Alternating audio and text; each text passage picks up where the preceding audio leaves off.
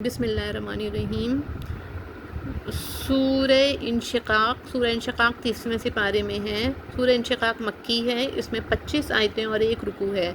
جب آسمان شق ہو اور اپنے رب کا حکم سنے اور اسے سزاوار ہی یہ ہے، اور جب زمین دراز کی جائے اور جو کچھ اس میں ہے ڈال دے اور خالی ہو جائے اور اپنے رب کا حکم سنے اور اسے سزاوار ہی یہ ہے۔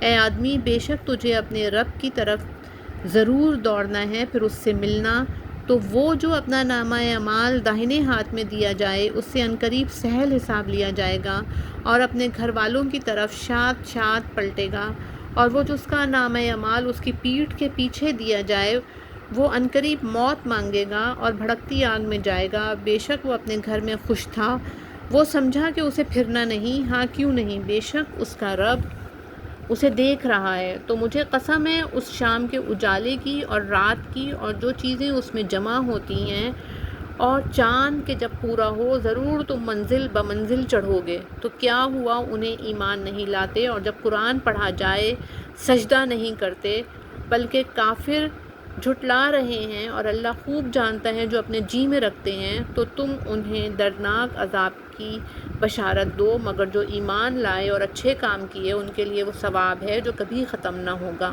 بے شک یا رب العالمین۔